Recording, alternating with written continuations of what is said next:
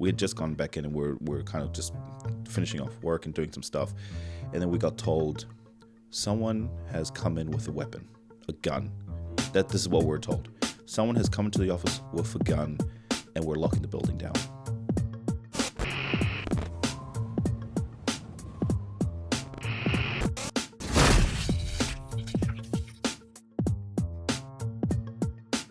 Man, you'll never guess what I did today. Literally. I woke up, had a slice of pizza, then went back to sleep. So a bit of a sleep in and just the easy day at home. Bro, I think I must be super exhausted.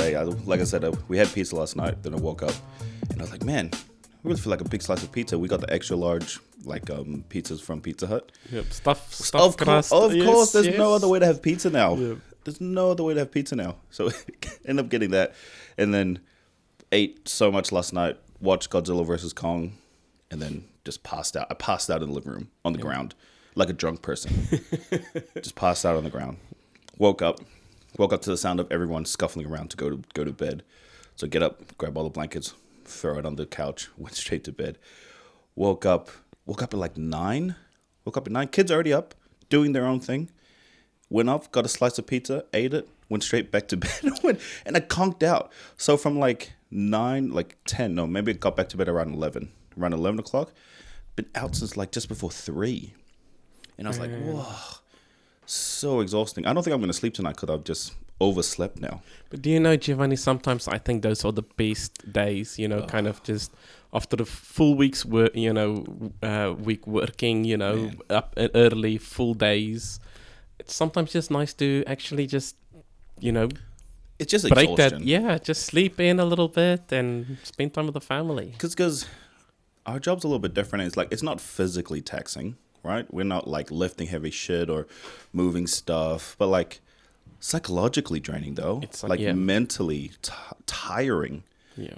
I mean, having to like it's a bit funny because we're doing a podcast which is about talking, but like a big part of our job is talking, right? And then you just give so much of yourself, and the next thing you know, you've got like nothing left in the tank. Like the end of this week for work for me was just was super exhausting, Like I was just almost passing out at my desk. I was just like, oh man. But I must say, I do like those moments, like I call it, soul food, where you just eat pizza, you watch a few movies, just recharge. Yes, it's awesome, and then you can come back swinging after the next 2 days, and But I don't. That's the problem. Like the carbs doesn't help. Like yes, it's amazing in the moment, but then like you try and like find some energy and you got nothing in the tank still.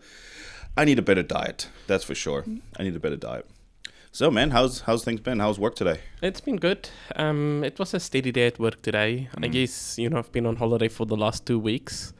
And it's a bit of lots to catch up on, having to go through your emails, see, who's been seen, who hasn't been seen, what needs to happen, organize the diary. What's the most frustrating thing you get when you come back from work? Like you go on holiday, like we all need a break. You take like quite a bit of like chunks during the year. I usually take like a big chunk, like February off. But what like when you come back from work, what is like the most annoying thing? For me is because before I go on leave, I need to put a leave planner, and I find it very frustrating when I finished, the leave.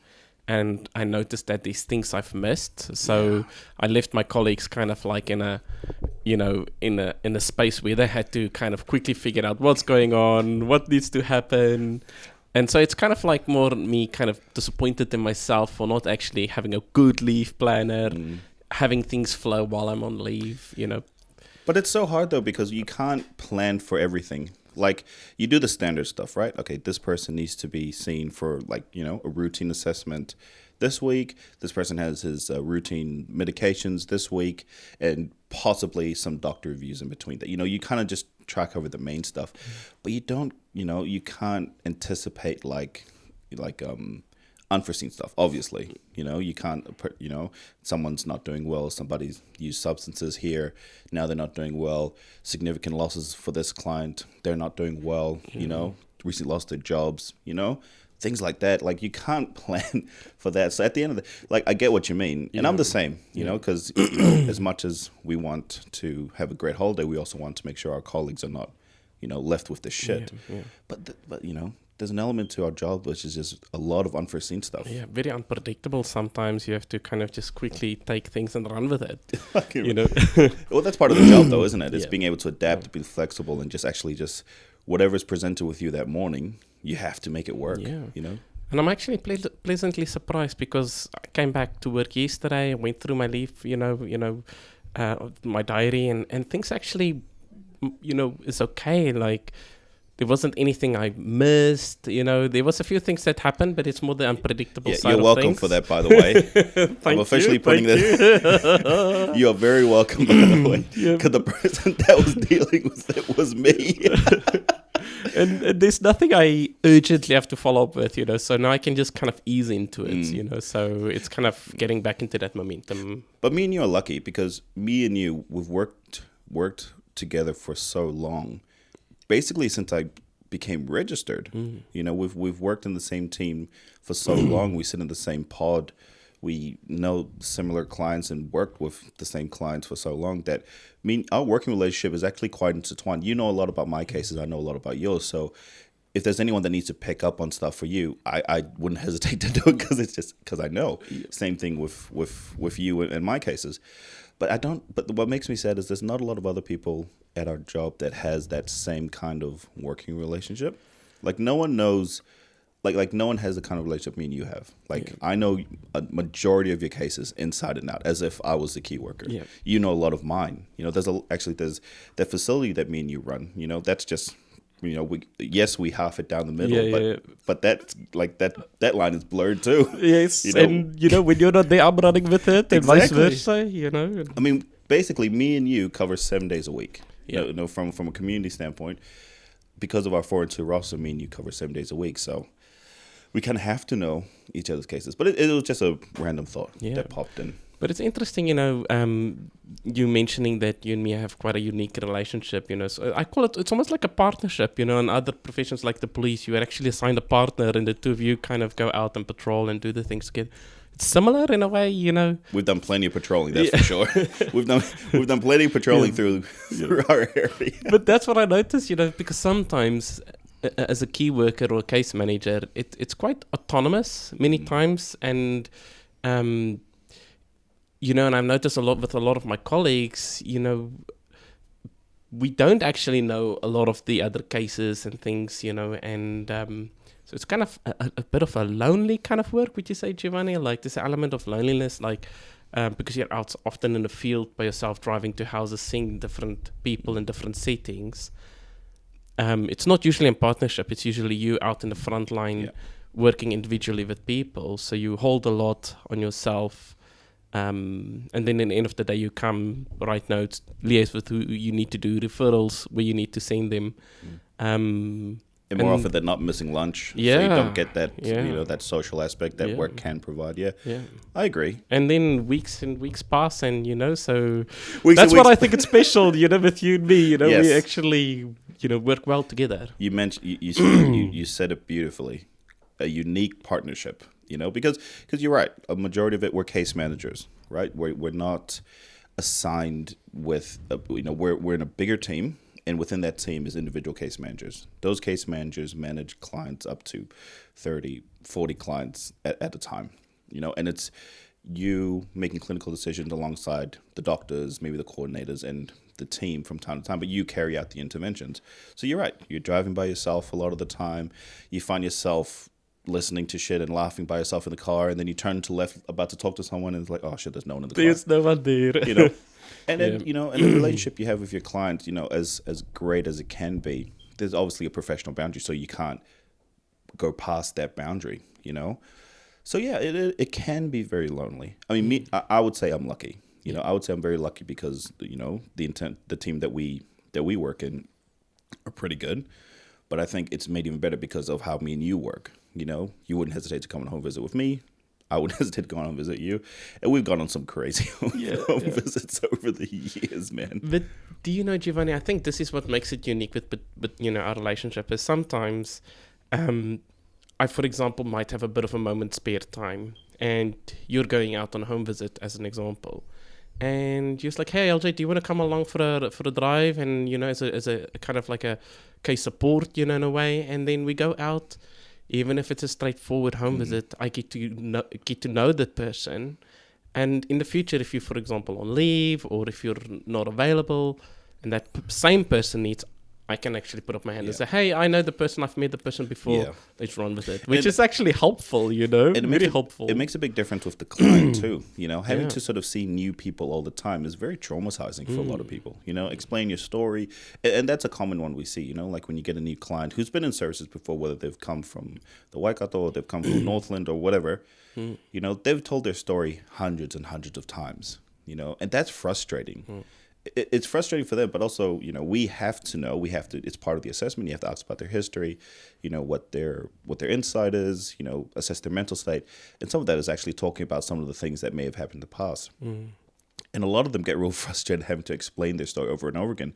So like the scenario you just brought in, that actually helps the client in the long run because they don't have to explain the story again. There's some rapport already established by then. So it actually is a more effective way of delivering care. Yeah, you know definitely. What I mean? But yeah, so it is, and I hope, with the whole restructuring of the DHBs, well, it's not even restructuring, it's dissolving the DHBs in general.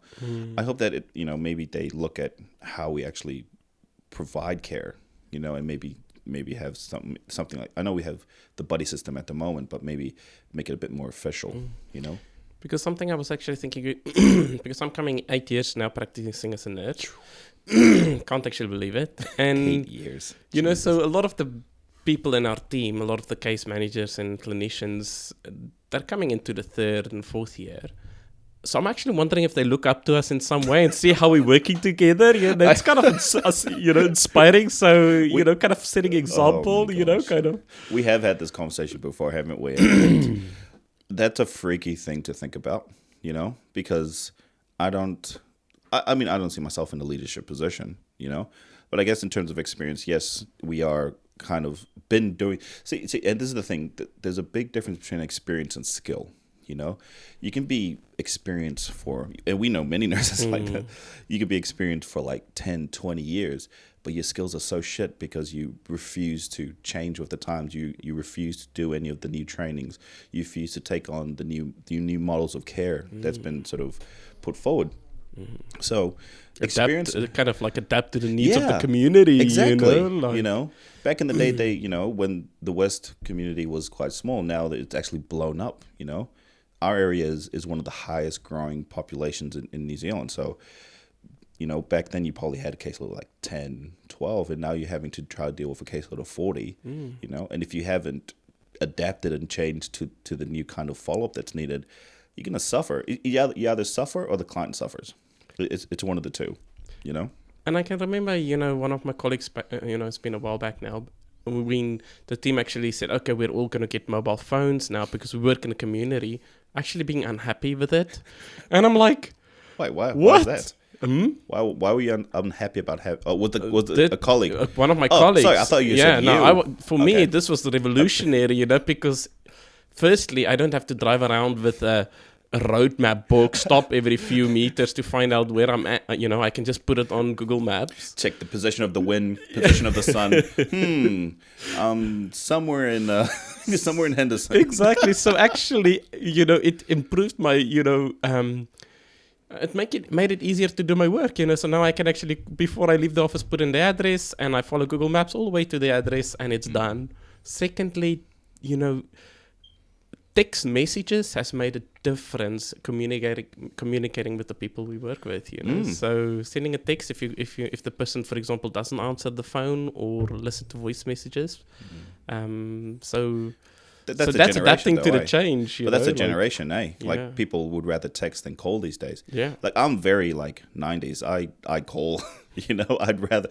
I don't have the patience for text messaging. I feel like there's too much. There's a balance. Like at least if I call, for me, I can sort of say, well, listen, I've called. That I can't. They can't mistake whether they read the text or not. a call is they either heard it or they didn't, and then I can sort of make a plan around that. Text messaging, you send it, and you're kind of sitting in this sort of like limbo of did this person get it? Did he get it and is he ignoring me, or did he not get it at all? A phone call is much more easier. But then it's also a funny thing because we are like I think when I think of like having a mobile phone, one of the big parts of that being introduced was safety as well, right? Yes, everyone has a mobile phone, but this is different. This is a mobile phone provided by work. And I think the main thing was like if you're in trouble, you could call someone, you can call the police, you can call the office. Because your work phone, you have to have it on you all the time. Personal mobile is a little bit different. It can be a little bit unprofessional if you're playing with your personal mobile, playing with 3 sharks or something, some bullshit. But it's like, how did we survive before then? I don't know. How do we? It's. I'm talking about the safety aspect because it's when I used to, when I still do, when we take students out and then we show them the safety aspects and stuff like that. And I was like, okay, and we always frame it as a question. We never really tell students what it is. We always frame like, what do you think? And then we'll kind of like direct you towards the correct answer, as opposed to giving them the answer all the time. And I used to think, okay, so it's this, we're about to go visit someone. What are the safety aspects? What are the safety protocols when you go to someone's place and say they're unhappy, agitated, irritable, aggressive, maybe they've presented a weapon in front of you, maybe the environment's unsafe, or you find yourself in a very sticky, unsafe situation. What do you do? And they get flustered. It's like, I don't know. Well, first, obviously first is always assessment. You assess the situation before you actually dive into it. You don't just go in blind. But the other side is, you find a fucking window, you find a door, you jump the fuck out of there, and you scream for fucking help. Because sometimes you just don't have the time. Like I've been in very close situations where similar stuff like that has happened, but I've never had to jump out a window. But I've had to rush out of homes from this and that, and I've had to call the police. But sometimes you don't have time to call the police. Oh, and it happens so quickly. And things happen so quickly. I actually have a story, Giovanni, Tell me talking your story. about this moment. We have plenty of stories, but I'd like to hear your story. So, I'm going out to a boarding house with a colleague. And the policy is when you go to boarding houses, you must go in pairs of 2. Because, there's a lot of unknown risks associated with boarding houses. Just for everyone who doesn't know what a boarding house is basically a private accommodation that's where the rooms are rented, and it's actually aimed at people who are on the benefit, people who are under mental services, people who cannot afford housing, don't have good references, people out of jail. So it's a housing. It's a form of housing for people who find it difficult to find decent housing. And with that in mind, if you think of all the people who live there, it becomes very risky. Yeah. So I thought I had to put the boarding house in context in case anyone didn't know what that was. Yeah. And, so that's where the shared facilities like toileting and, kitchen and everything. But so we knock on the door, the person I'm about to see opens up and he's in a good space, nothing unusual or anything.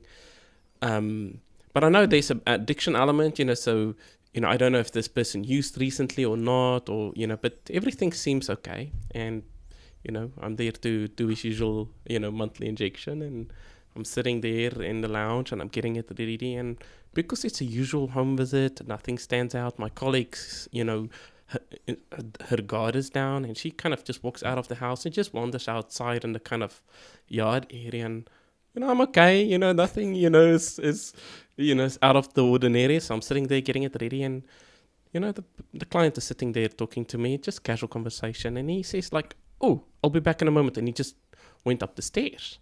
So up the stairs, there's different rooms and, other people there. And I'm like, that's fine, but I'm not sure what he's doing, how long he's going to be. But anyway, I'm getting him, ready with the injection. And suddenly he comes down with this big piece of wood, and I still remember sitting like, oh shit, and I basically just jumped up and there's this little coffee table in front of me and I immediately thought he's going to whack me with this thing. And I thought to myself, I'm going to kick this coffee table as hard as I can at him, and ran for the door, because what am I going to do? It's a big piece of wood, strong dude, You just see a guy run down with a plank of wood. That's the only assumption you could make, really. Yeah, and it's... far out. And then he just suddenly turns around, closes the doors, and jams it in there, kind of like locking the door. And he turns around and, and I noticed, okay, he's not going to whack me with a piece of wood. And I sit down, I was like, okay, why did you just put the piece of wood there? And he's like, oh, no, he doesn't want the flatmates to come down and bother us now, So he was protecting you, actually. I don't know if he's protecting me, protecting himself, is he paranoid or not? So we explored it a bit, so... But to me, just that moment, him coming down with that piece of wood, I was suddenly, my adrenaline is spiking, my colleague, standing outside, not even in the same vicinity. There's no time to phone the police, or what do? He starts whacking and, throwing things. Well, you don't have time. You have to think on your feet, you try and de-escalate as best as possible, but then... You have to think on your feet. That's the main point, right? And anything can happen. That's the thing about working in the community, right? We're not in an environment where there's nurses around the corner, healthcare assistants around the corner. We don't have alarm bells on us, Our, people. We have a way of signing ourselves out, but that's not really that efficient, really, and anything can happen, and it reminds. A very similar story to where it's to do with a boarding house as well, where I drive in. I think I was with a student and drive in, just early hours of the morning. I think it was like 9. That's early hours of the morning for me. That's early for me. It's around 9. I was like, okay, I need to get this guy because he, I have to see him to get his medication because he's always up early and he always leaves and he's basically never back until like nighttime. So getting him in the morning is quite important. Just grab the student, you're like, okay, get in the car, explain the situation, explain the boarding house situation. Like, listen, safety stuff, go through the whole safety stuff, jump out the window, scream, as a joke, but obviously deep down, that's kind of what you have to do if you really need to. Yeah. So I show up. It was probably one of the shortest visits I've done. Pull in the car, and then what do I see? A whole bunch of gang members wearing their patches, just hanging out, drinking. I was like, oh. Put the car in reverse. Sorry, wrong house. Backed out, and I booked it, bro. I was like, man, no way. And there's so many similar stories like that. Like some of our colleagues who go in, and then there's people drinking. You have no idea who they are. You don't know what their intentions could be. They don't know who you are. That's a big thing too. It's crazy. It's crazy. And then we still and our biggest protection is our wits. Yeah. At the end of the day, right? You have to big part of me growing up, I talk a lot of shit. So there's been a lot of situations I've been able to talk my way out of. That's just, one of the things that I can do. I can talk my way out of almost anything. But, not in these kind of situations. Not, and often not if it happens so quickly and unexpectedly. Exactly. There's a lot of things to take into consideration, oh, man. Yeah. And you just never know the intention. You never know the intention. And like you explained, like he went in, he seemed all right, no major issues, no major red flags out there. He's engaging. And the next thing you know, boom, he runs upstairs, comes back down for big stick. Yeah. That could have gone either way, right? That could have gone either way. You could have come back with a massive black eye, bruise. You could have been injured, Yes, we're laughing about it now, but it's a very serious matter in the moment, But I'm thinking of a story that you also, there's a home visit that you actually went to as well, also with the student nurse at the time, with the student nurse. I don't know if you know which one left because of the... Oh, yes. I don't know if you want to tell it or... That is a... Yeah, that was one of these stories where... Oh, okay. Where do I begin with this one? So I'm supporting this guy who's a client and... multitude of different issues going on with him. I'm not going to get too much into detail, but he was quite a high risk guy. High risk in terms of risk to others, known to carry weapons, known to do this, multiple threats, has made very serious threats, being followed up by the police and stuff like that. Very, very impulsive, unpredictable. Very impulsive, very unpredictable. And do a visit one day, and I've been seeing this guy twice weekly, so seeing him twice a week, where I'm trying to sort of support him, do all these things, put plans around, try to get him activities to do, things to keep him busy and keep him well. I go this one visit and I take a student, and I have this very bad habit. I've got a very bad reputation at work for taking students to very interesting environments. to put it lightly, because I think it's great learning experiences, you know. So I take the student here, and we sit down and we're having conversation, and he starts talking, and he talks about a lot of dark stuff, you know, a lot of scary stuff, a lot of like, this guy has constant thoughts of murdering people, blah blah blah blah blah, you know, and you know, and he's talking about it. About 10-15 minutes go by, and then I noticed there's a machete that's sitting next to him on the couch, but it's kind of in a way where there was a bunch of clothes, and the machete's kind of like half hidden in the clothes there.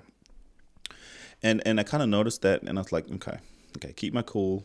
You know, he hasn't reached for anything like that, so I kind of just try and continue the conversation. But then I'm trying to wrap it up now. You know, I'm trying to wrap it up without making it obvious that things are that I'm feeling uncomfortable. Anyone in that situation, you know, doing that, and then, you know, and then one of my biggest learning, well, things that I need to change about myself is I have to have the last word. I have to have it. You know, there's just something about it, something about me in my mind where if I'm having an argument with someone, I have to have the last word, you know, or else whether I'm losing or not, you know, I have to have the last word. I have to say what I have to say. I have to say it. So we're wrapping things up. And as we're finishing off, you know, my student already left, walks out, you know, probably like 2 minutes before I finish everything.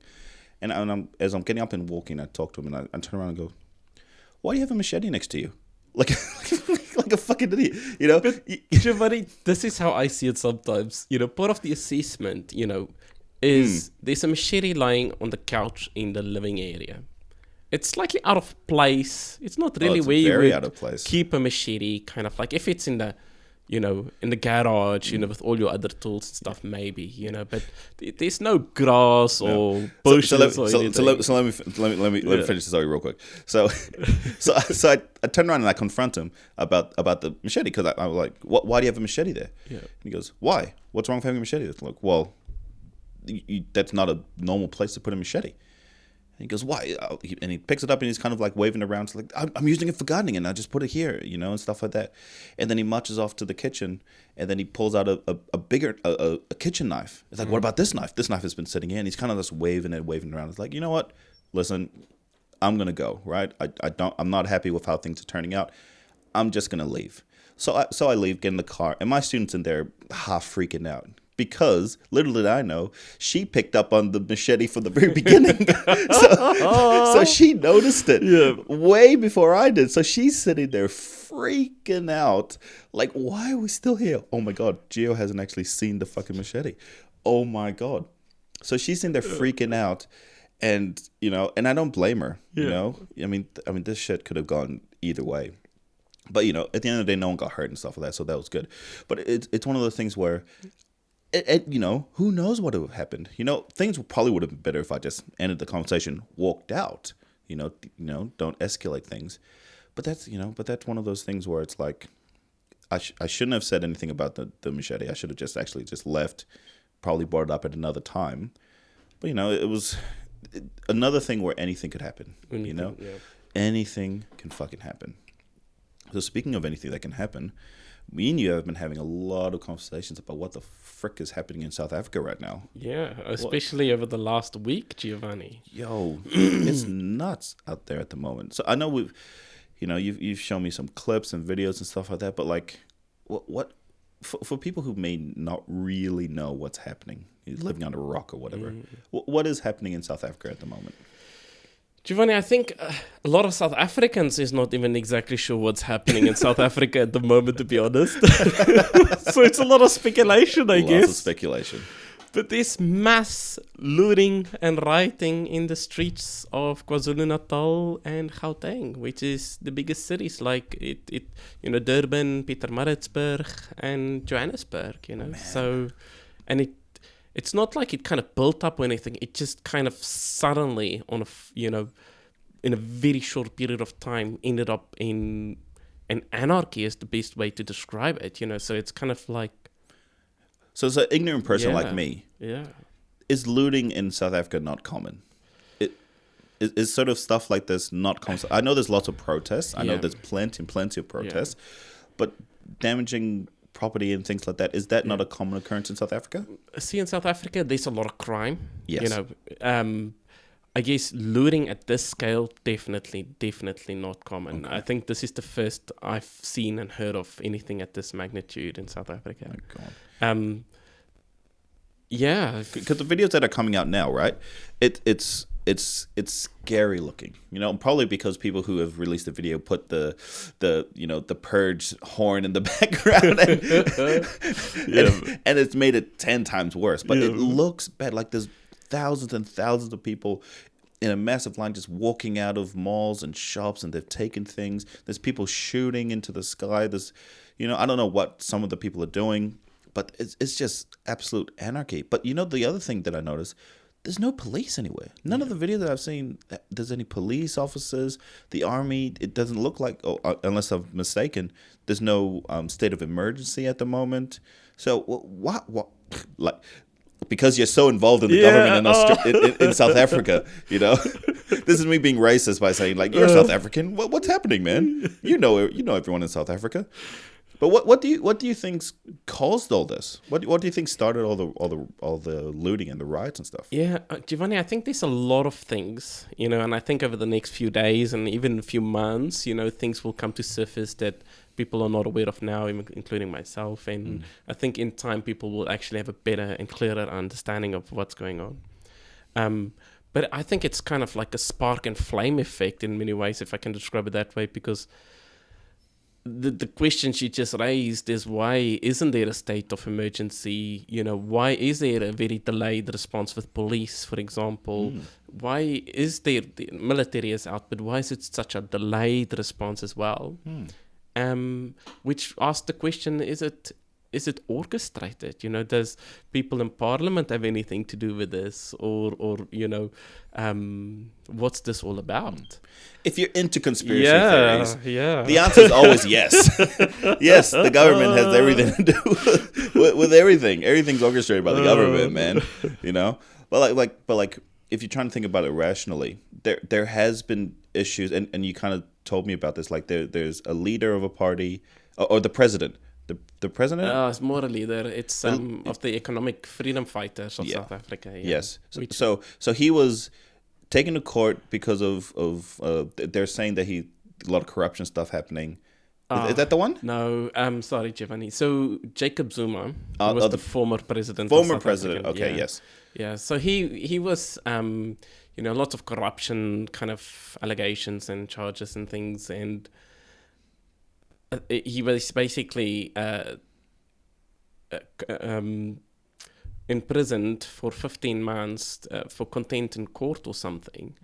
And so not actually for the allegations of corruption. Yeah. So he stood up and then probably flipped off the judge and then sent him to for contempt of court. And he was given a time frame by which he had to kind of hand himself over, and the people were not happy. And a lot of the people in, you know, supporting him, because he's a previous president, basically demanded that he gets released from prison, otherwise there would be consequences. Giovanni, and that's what we're wondering, you know, as a nation, or many people is wondering, is this more kind of like a distraction? Like, this is the cause of it, you know, is there actually something else happening? It could be one of those things where things were happening already, and they're looking for the right opportunity to actually implement whatever strategy or plan that they had, you know. And maybe the economic freedom fighters, the EFF, maybe, because I know a lot of them are behind, you know, wanting to retake back the farms. They want the economy to collapse so that it could be reverted back to the natives, you know, all that stuff. I mean, listen, I have jack shit knowledge about South Africa, so this is me just assuming shit. You know, but you know, it's the reality is, at the moment there is mass looting. There's death. The death toll's rising every day, right? And you recently showed me, you know, a couple of recordings. We won't play it actually, because you know, I had a second thought, and actually I think it's a bit too raw actually. No, fair enough. You know. Yeah. But you showed me a recording of a family member of yours just explaining what's happening. Yeah. You know, and she's saying stuff like, we only have a week's worth of food. We're trying to get all the diesel together. We're trying to collect all this stuff, and now communities are actually protecting themselves. They've barricaded the entry, like the roads leading into their communities. Yeah. There's, the locals are walking around with guns and patrolling. It's mind blowing. It's mind-blowing. What the hell's happening there right now? Yeah, because how I explain it this way is in South Africa, there's a very high unemployment rate, a lot of poverty. And, so a lot of people feel that there's a kind of a bit of a orchestrated kind of like targeting specific kind of let's say, for example, shopping centers, motorways, which would do most damage, I guess, from an economic sense of point.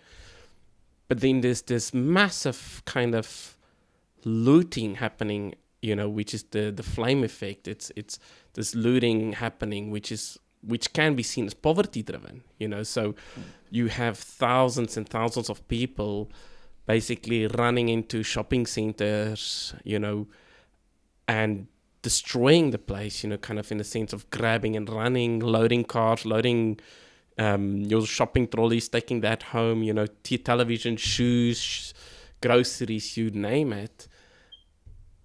But I guess what frustrates a lot of people, and this is, it's not just looting, it's not just taking stuff and going.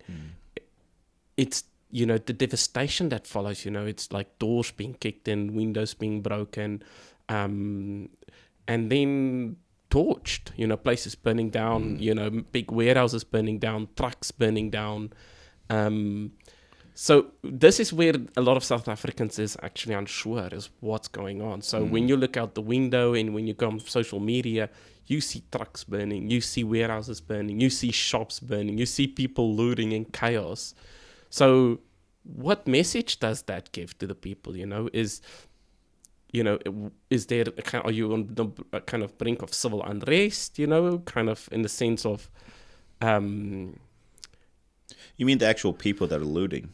No, the people kind of at home, in the different provinces, for example, watching all this looting happening. What do they need to do? Do they need to, for example, prepare for same unrest happening in their own town, and that's where a lot of barricades come in. So suddenly you protect your neighborhood, for example. And that's a reasonable fear to have, That's a reasonable fear to have because if you look at what's happening there and people are looting and burning down shops, the entire city's in absolute chaos. The police are not able to maintain order. The military are struggling to maintain order. What happens when they're done with the cities? That's the question a lot of people have. Is this going to overflow into the suburbs? Exactly. So what are they doing now in some of the townships around that area? I'm going to butcher the name if I try and say it. So no. So there's like some places, for example, in like Amanzimtoti, which is like suburbs of Durban, is they'll, for example, put up barricades in the suburbs. Kind of patrolling. Making sure that these looters and chaos doesn't overflow into the suburbs. Doesn't because I guess when you see trucks burning and malls burning, is your house going to burn down? Yeah. And what about your family? Are they safe? And those are the questions. And a lot of people felt, do we flee South Africa? Do we hunker down and just, basically protect ourselves? Or do you go into the community and protect the community? Or what do you do? And that's what a lot of, people have questions for. So the videos that you've shown me so far is that these communities are staying. They are going to protect what they've worked their whole lives for. They are going to do what they can to protect their families, their neighbors, their friends. And it's a scary look. You showed me a video of a couple of, or actually a large group of guys, probably 6 or 7, would you say? Maybe 10. Yeah. Maybe 10. Yeah. Obviously we only saw the people in the front. They could have been more in the back. But these guys are standing in the middle of a road. And they are firing what looks like live rounds into this mob that's sort of like maybe 100, 200 meters away. And they're not backing down. They are not backing down. They're standing there, they're shooting, and they're advancing. These are the community members, the people trying to protect the communities. And what I noticed about them is that it's not just white South Africans. There's Indians there, there's black South Africans. There's a whole different range of different races standing together to protect their communities. But then it's a scary look.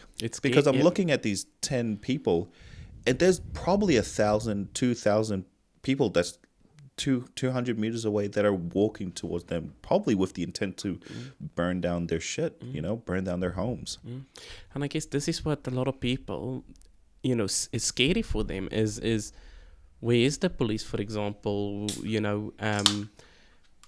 so do we need to defend ourselves? Is that what the expectation, and if we don't, for example, what's the consequences? Would things be okay and they'll just focus on specific kind of warehouses and or what do you do? And that's the question. Do you kind of is the water going to keep going? Is the power going to keep going?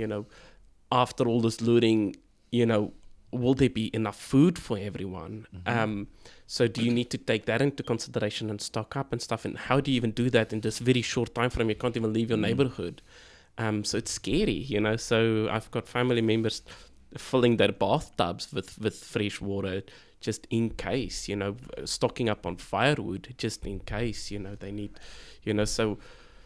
And the other question is, because if you think of what the people see in South Africa is, it's happening in Pietermaritzburg, suddenly it's going into Durban and the local suburbs, affecting the bigger motorways, running all the way into Johannesburg, which is more than 600 kilometers away. And then over there, it's just spreading. So will that spread throughout the whole of South Africa or just contained? And that's the thing. It's that uncertainty. Nobody really knows, And in a situation like that, I kind of put myself in that position. It's like, what the fuck would I do? If it was to happen here in New Zealand.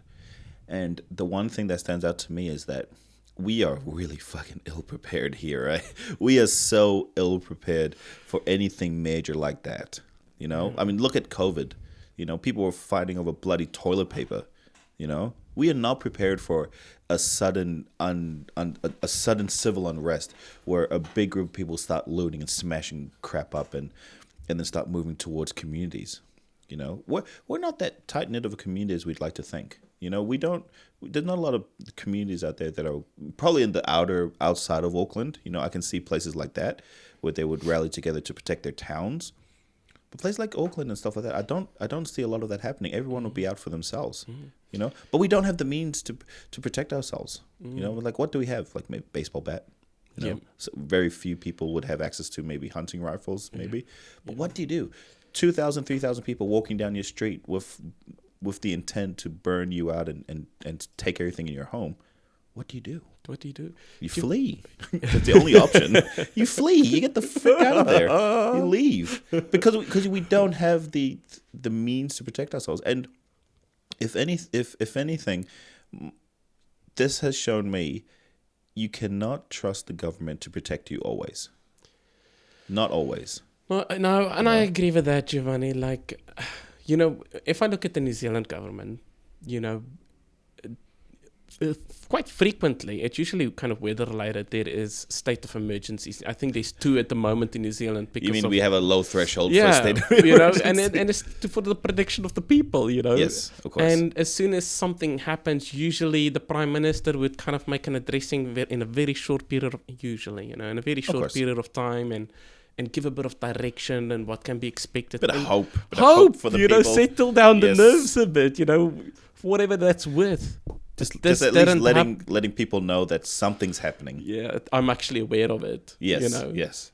A lot of people feel that wasn't the case in South Africa. There was, the government or, Cyril Ramaphosa didn't really address the nation, until, while into all of these things are happening. And, still now there's no state of emergency, and so the questions asked, is the government actually aware? Are they able to manage the situation? What's going on? What do I need to do? How long is this going to do? These questions, and if it's not answered, you sit with uncertainty, and then Well, that's how people turn to chaos, right? People, uncertainty and not clear that things are going to get better, rules go out the window, unfortunately.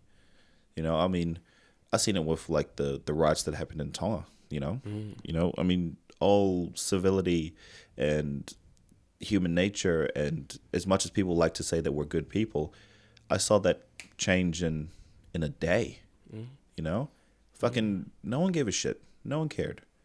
Burning, looting, assaulting people, the police unable to sort of stem the violence, slow it down even. And it was crazy. So I look at South Africa, which is like 10,000 billion times bigger. What do you do? If anything, it's a see. This is for the gun nuts out there who look at people in America and say, "Why are they so gun crazy?" It's for fucking situations like this. They're saying like it'll never happen. But like, listen, look at what's happening in South Africa right now. If these communities didn't, listen, it's going to sound like I'm going on like a big rant like for pro guns, but I'm just talking about things as I look at it, and I look at it and I'm like, if those communities didn't have guns, and how would they protect themselves? Like, look at the videos, look at what's happening there. You are outnumbered, You have to have some way of protecting yourself, protecting your family, protecting your property if you need to, And how do you do that? Yeah. How do you do that if you can't, So I don't know. But it's definitely a big, it's an example of why certain people want to be able to have guns for themselves. It's for, yes, as less likely as it is to happen, it happens. They just want I can see the need I can see their opinion of wanting to be able to protect themselves, Giovanni, and, to put things in perspective, South Africa is bordered by other countries as well. And time and again, a few countries bordering South Africa, chaos has happened in the past and lives have been lost and the economies have defaulted. Zambia is an example, Mozambique is an example, Zimbabwe is the most recent example, and they're not too far off from South Africa. In Mozambique and Zimbabwe both border South Africa. And I guess when you're sitting watching television, watching malls burning down and anarchy and not a lot of guidance, what comes to mind? Is this South Africa's economy defaulting? Do I need to protect myself with all costs? What? So there's a lot of things, because you can't, for example, say because it can't happen to South Africa. It happened to Zimbabwe, it happened to Mozambique, it happened to a few places. But South Africa is big and it's diverse, you know. And something that stands out for me is all that looting and chaos, it didn't spread too much, a little bit over into the other provinces like Mpumalanga and the Northern Cape, but not too much into the other provinces. So maybe there is some stuff going on which is sort of containing it to just Durban and all those places, So maybe there is some things going on that's keeping it localized to that area and trying to slow this, slow it from sort of going to other provinces. So maybe. Yeah, and there's the other thought as well. Was this actually meant for South Africa? Like, was it started in Pietermaritzburg to spread out across, but then the community stopped it, because remember, there's different cultures in South Africa, different communities, and not everybody wants South Africa's economy to default. And as an example, in Johannesburg, the taxi drivers basically were against a lot of these looting and things, and they basically took matters in their own hands, blocked streets, protect their local malls, and opened gunfire on protesters coming up, Is it wrong? Is it right? I don't know, but they took it into their own hands because they didn't believe the police were able to stop this, And that's the thing. The police probably wouldn't be able to. I could see them being very overwhelmed by all these things. But it just goes to show that, at the end of the day, the people are the only ones that can fix things. We can't rely. Oh, man, I'm starting to sound like a big anti-government conspiracy person. but in situations like this, where there's looting, there's shit going down, the police are unable to sort of help, the army are unable to help. who is left? It's the people. It's the people that don't want these things. It's good people to specify. It's good people who understand, civility and want to protect, other good people. These are the ones that are going to have to step up and do things about it, which it sounds like they are, But then is that right? Is it right? I don't know. No, I don't. That's the thing. Why do you have a don't know. police force? And the biggest thing on many South Africans' lips is law and order. Where is the law and order? And why wasn't this stopped earlier? And can this actually happen again? It could definitely happen again. That's the thing. question. And that's the scary part. I feel for cops, hey. I think they have a really bad rep, but they have a very difficult fucking job. Imagine being a cop. You had no idea this was going to happen. You probably you and your partner driving down some street in Johannesburg, and then you just see 10,000 people just walking down the street breaking shit. What are you going to do? What are you going to do? 2 people against, thousands and thousands of people with the intent of burning and not going to stop. Yeah, and see, this is actually where it gets very ethical as well, Giovanni, is when you look at the videos, especially the malls being ransacked and things, who's doing it? It's people. It's mums, it's dads, it's young people, it's children too, too, still on the back, And does the police open fire because it's anarchy? Stealing bicycles and shoes and raiding a place, burning it down. The correct answer is no. They don't do that, you know? I guess the line is drawn is when they start breaking into people's home, dragging them out, assaulting them. Other people are getting hurt. Because listen, I think the economies can bounce back. If you're just taking the things, and not burning down buildings and things like that. If you're just taking things can be replaced, But I think the line is drawn where people start to, these are where the bad people in the crowd start to emerge. They use it as an opportunity to do terrible things to people. Then maybe there's an argument that the police need to stop being more tense, or no, not tense, but more stronger with their approach, maybe. But then you're right. The ethical dilemma is, how do you differentiate those people in the crowd? Exactly, There's Giovanni. children, it's hard. there's mothers, fathers, like you were saying. You can't just slap on your weapon loaded and just start shooting into the crowd. That's creating a bigger issue than in itself. So what do you do? What do you do? And then on the other hand, is me watching the videos, seeing the anger. For the people whose businesses this is, their livelihoods this is, the chaos and the anarchy and the shock they're in. They're standing there. What just happened? How is this even possible? Is that fair? Can I say economy can bounce back? Will that person... It's all these things. It's so complicated, Giovanni. It's so many things. And should these people that ransack that shop be arrested or not, held accountable or not? And well, you won't be able to because the prisons won't fit all of those people, and a lot of them are, underage, under the age of 18, probably under the age of 16, even. A lot of people. No, so you wouldn't be able to do that. I guess, what would you do? You'd hope that things settle down quickly and then you can rebuild from there. But it's looking at a deeper problem, right? It's looking at things like you mentioned before, poverty, unemployment, all those things. Those are all part of the puzzle, which has probably led to what's happened in South Africa at the moment.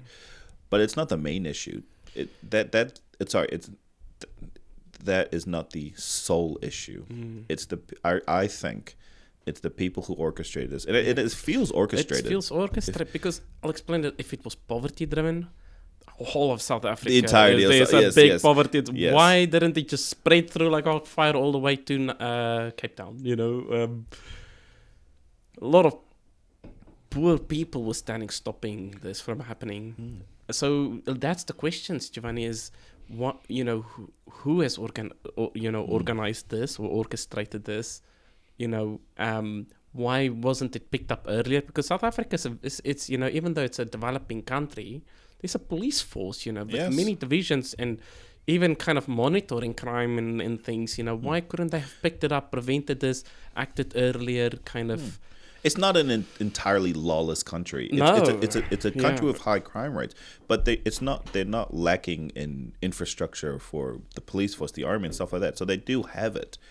It just sounds fishy. It sounds very fishy. Because anyone who, putting myself, if I was in a position, is like, my priority would be to either slow this down or protect the people who are not involved. But then it doesn't really seem like that's happening. So you got to question. Do they know not doing anything about it, which is really, really bad? Or do they not know anything about it, which is probably worse, because what the hell are they doing then? One of their biggest towns or cities are being destroyed. And Giovanni, these people who orchestrated this, they've sent a message. And something I'm also mindful of is, for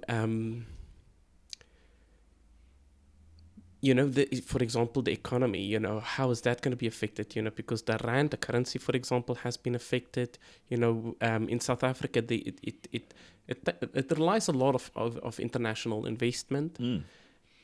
And if your economy, and its reputation, law and order is in question internationally as well, where is the food and the jobs and those kind of things? So it's kind of like this, few people are saying the people who's going to get hurt most because of all of this is the poor, because, even a few videos I saw, people wanting to go to work but can't go to work because the shop has been burned down. When are you going to go back to, is that shop actually going to reopen or not? And, where's the bread tonight, and now you see these masses of long lines queuing, and it's like if you had nothing before, now you have less than nothing. Which is the scary part of it, How can you have less than nothing? Jesus, it's a hard enough life, living in poverty, and then to have to go through all of this, and then any potential opportunity, is now gone, because it's all been burnt down, looted, and yes, the economy may recover, but it's going to take a while. It's not going to be overnight, So then, what do you do then? Do you ration, and even just people who are like just above the poverty line, just barely above the poverty line, like you're screwed, You can't drive to work because there's shit going on. You might just get caught up in all this shit, Is your job even still there? Is that company still going to have the means to pay you even? What? Yeah. You're stuck in a shit situation. Yeah, and Giovanni, it's kind of like a cascading effect, because South Africa kind of provides a lot of support to neighboring countries as well. With routes blocked, trucks burnt, a lot of other countries rely on products coming from South Africa. So in those local countries that would also get affected, like food, petroleum, all those kind of things, So all of this chaos doesn't just affect South Africa; it affects the neighboring countries as well, So it's massive. Like it's impacting. It's going to affect the entire continent almost, wouldn't it? Yeah. So then, what needs to happen? People are protecting themselves. They're doing all these things. You've got family still there. What do you think needs to happen? What do you think could happen in the next couple of weeks? Yeah. So, see, this is the thing.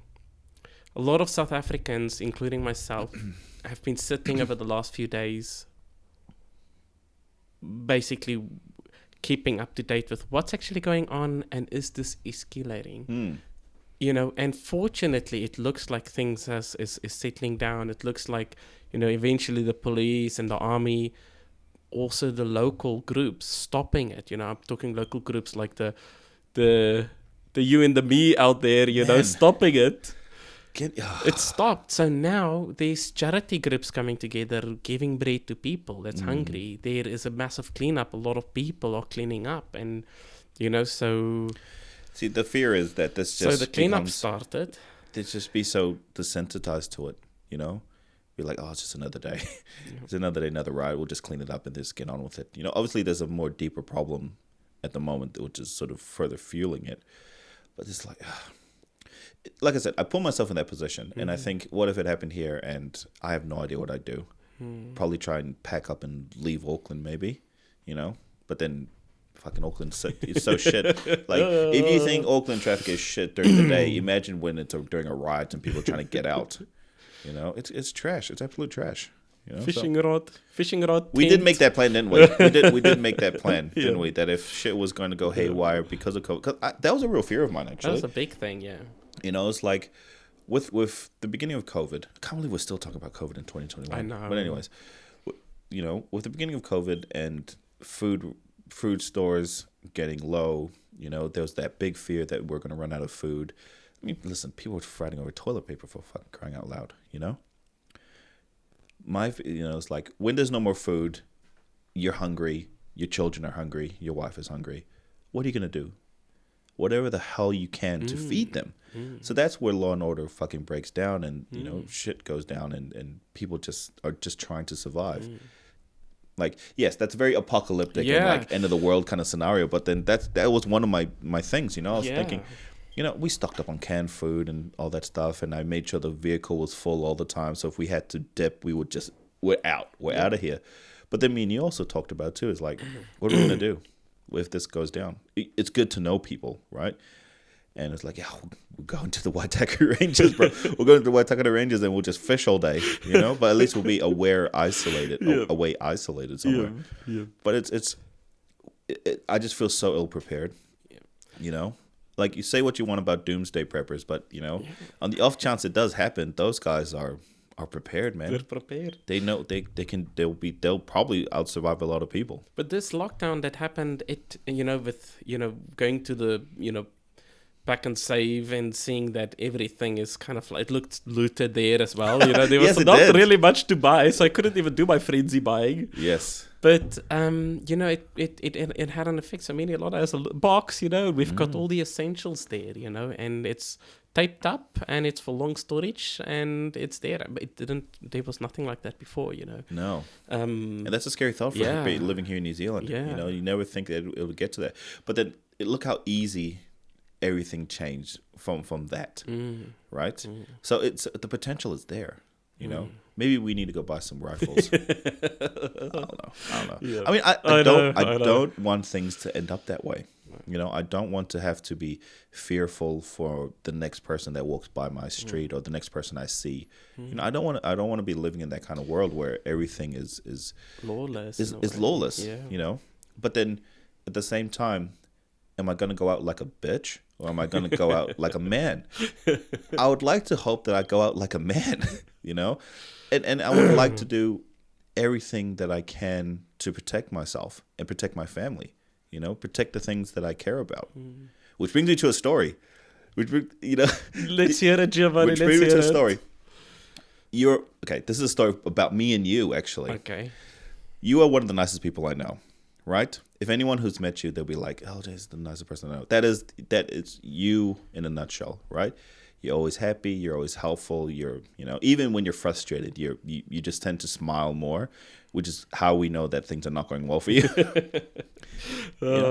Thanks, Giovanni. But I remember. Do you remember that time we were in the office? I think it was like 12 or 1 o'clock or something. We had just gone back in and we're kind of just finishing off work and doing some stuff, and then we got told, someone has come in with a weapon, a gun. This is what we're told. Someone has come into the office with a gun, and we're locking the building down. So me and you are like, wait, someone's come in with a gun. Yeah, is this for real? Is this real? Yeah. Confirmed. Yeah, some guy has come in, young boy, has come in with a gun. Unsure what his intention is.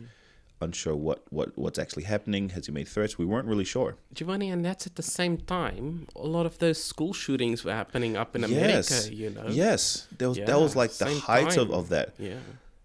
So, we're told to lock everything down. No one's leaving. We had to call our colleagues, don't come back to the office, wait around for further instruction. The whole place shut down. And there's like 3 levels to our building, 4 levels to the ground, and then 3 on top of that. And then what I remember from that moment is a moment of absolute clarity, is I am not going to go down this way, And I remember me and you, and this is the story about you. is that you changed so much from the happy person to this to this human being that was not gonna go down easy. Like, this guy would have to probably empty his entire clip into you before you go down, because you and me, we sat down and made a plan. You know, everyone else was sort of like freaking out, as you can imagine. But me and you made a plan. I'll watch the stairs, you watch the elevators, and we were just going to just do what we could do. You know, and in that moment of clarity, I was just like, I know what I need to do.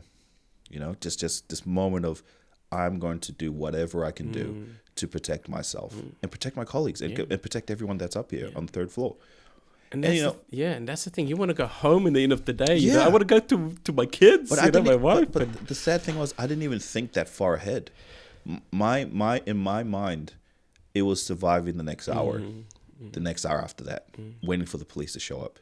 You know, and it was like I think about it now. It's like I was extremely calm, just calm in my mind, calm in my heart. Just, I knew just nothing else mattered. Nothing else mattered but what we have to do. And that was a scary thought. When I think back about it now, it's just the scary thought that, you know, fuck, I think it would be 10 times worse if it was coming home. If there was like this, I'd be, you know, but just the switch, something switched in my mind and just like, nah, fuck this, no way. Giovanni, and it's surreal. Like, in that moment when you're at work carrying on with usual days, suddenly this is real. You know, the place is locked down. It's a confirmed person with a gun in the building. You know, all that issues happening in America with the school shootings. You know, we're waiting for the armed defender squad. Yep. And, you know, and then we were told, because me and you are the only, I think we're idiots sometimes, but, you know, we're like, okay, Gio, you run down to the first floor. This is where the guy is, and see, make sure everything's going okay down there. LJ, you go to the second floor. You let them know this is what's happening. Stay calm, stay thinking. So we do that.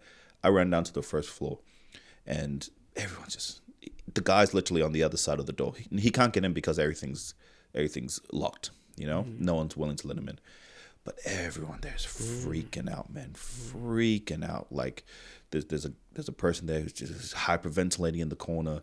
Everyone's huddled down, and they're just, you know. And here I do. This has nothing to do with me being brave. By the way, I'm not trying to lift myself and say, I was brave, I did this. No. There's something happened, and I was scared as shit too. Like, don't get me wrong, you know, I was scared as shit. But there's something that happened where I just instantly just turned into like kill or be killed moment. Giovanni, you know? and it's true. Like, I remember, you know, when you know, it was confirmed there's a gunman in the building, I actually felt at that moment in time it's a matter of time, and he's going to come up onto the third floor, because you take someone swipey and go up. If for some reason I felt like it's a matter of time and he's going to come up here, and I was waiting for the shots.